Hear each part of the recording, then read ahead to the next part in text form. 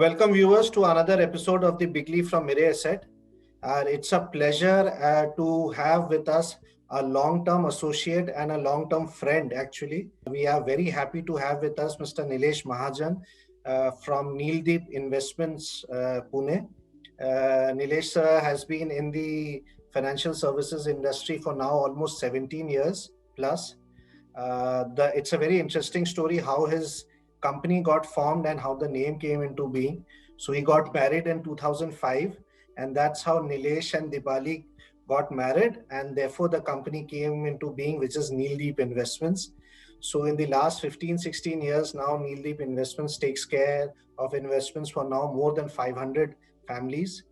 He was one of the first people to set up a base in PCMC area, which is actually Pune Chinchwad Municipal Corporation area in that part of the town at almost now 15-16 years back. Hardly many people were there in that part of the city.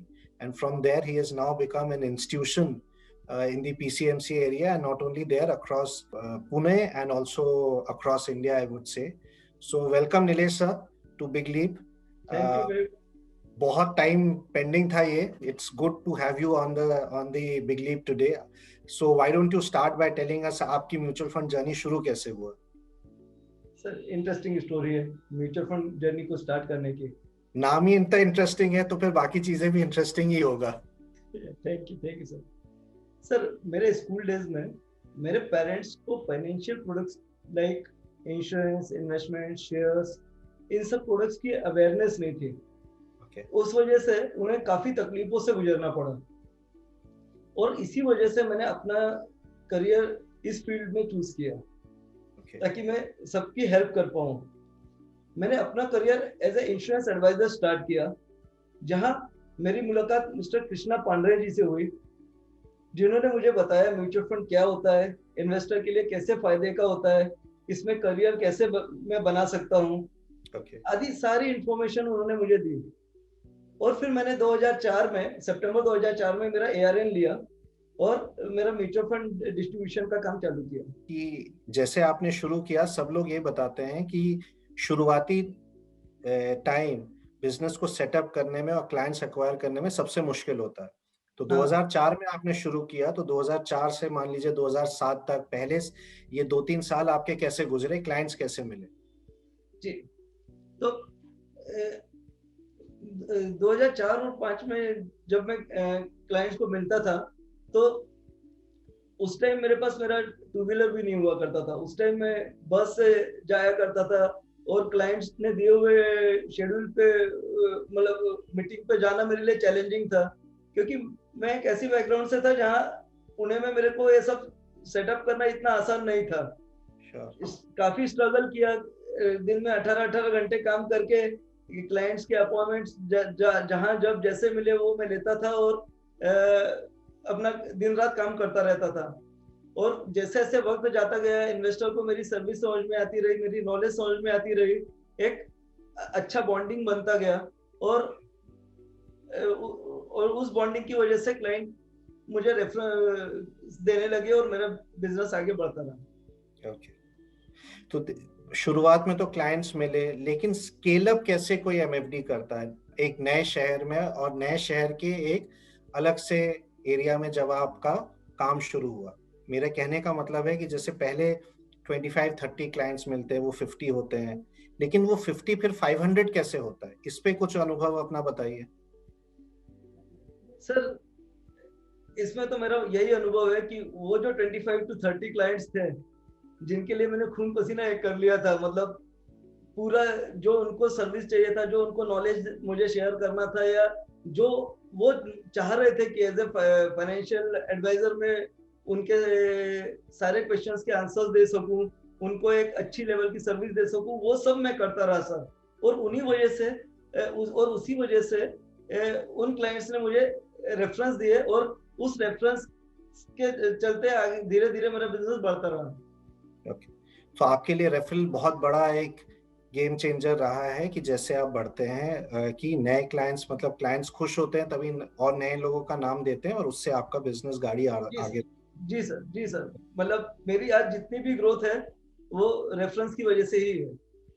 तो जब आप reference वाले clients मिलते हैं तो फिर वहां पे आप कैसे मैनेज करते हैं, कुछ उसके बारे में बताइए, क्योंकि उससे नया क्लाइंट को भी खुश रखना है और एग्जिस्टिंग इन्वेस्टर को भी कोई किसी तरीके का कंप्लेंट नहीं आना चाहिए, क्योंकि वो उससे भी आप फर्क पड़ता है, दोनों का ध्यान रखना पड़ता है। जी सर, ये जब भी मैं किसी नए क्लाइंट को मिलता हूँ तो मेरे पे एक रिस्पॉन्सिबिलिटी बन जाता है कि जब मेरे को यदि रेफरेंस दिया है, मेरे पे किसी ने ट्रस्ट करके यदि रेफरेंस दिया है, तो मेरे लिए सबसे पहला चैलेंज होता है कि वो ट्रस्ट ना टूटे और जो एक्सपेक्टेशन रखी जाती है कि नीलेश ने जिस लेवल की सर्विस मुझे दी है, वही सर्विस या वही नॉलेज नीलेश आगे भी देगा।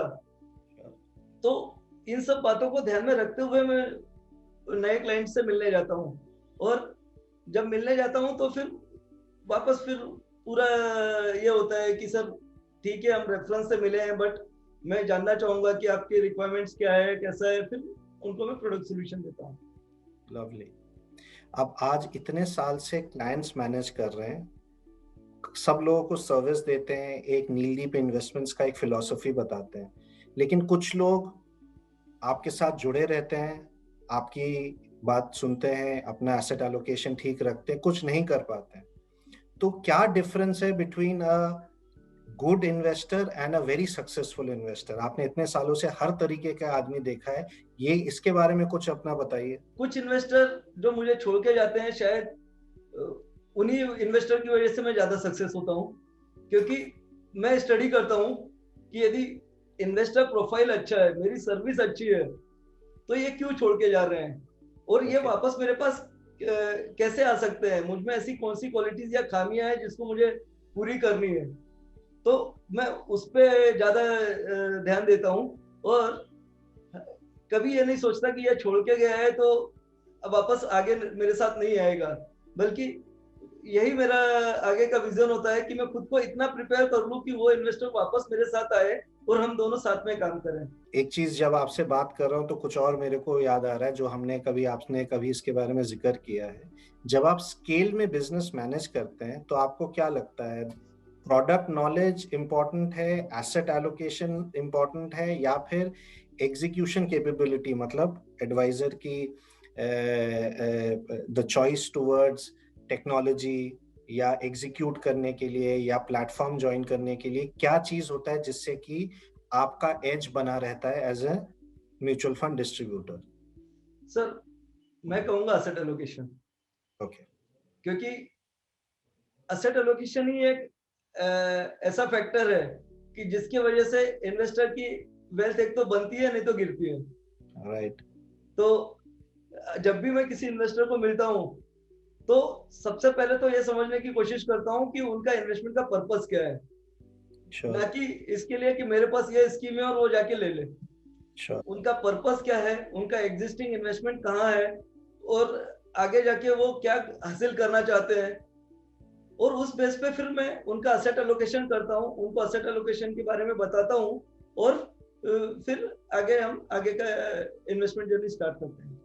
Lovely. So here I'll introduce my colleague, Mr. Rajneesh Tripathi from our Pune office. Rajneesh is the one who has been managing the Neeldeep Investments and the relationship with Nilesh sir for now so many years.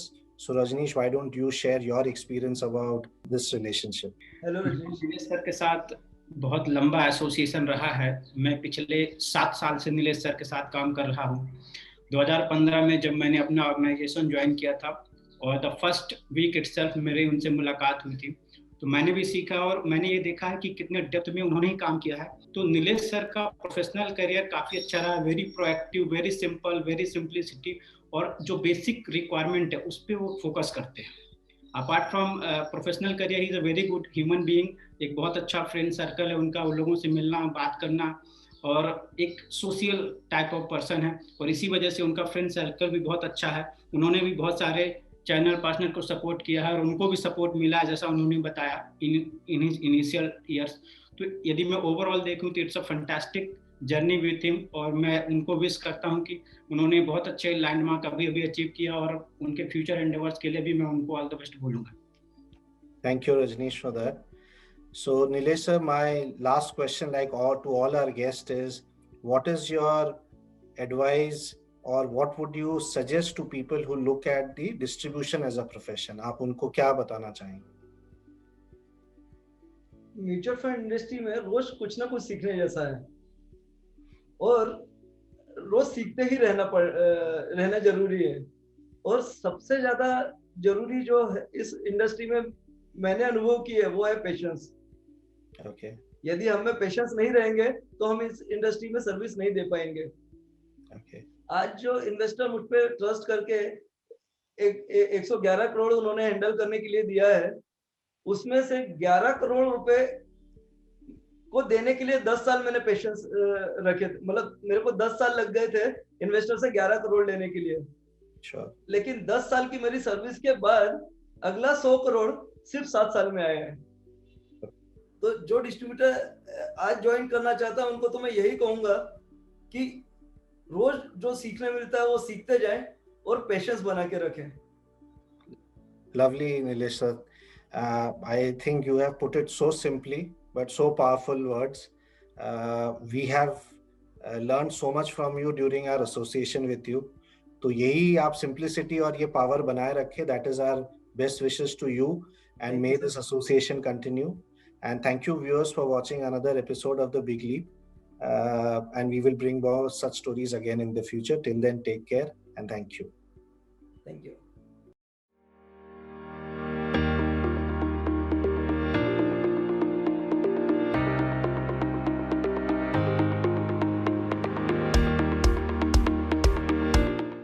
Mutual fund investments are subject to market risks. Read all scheme-related documents carefully.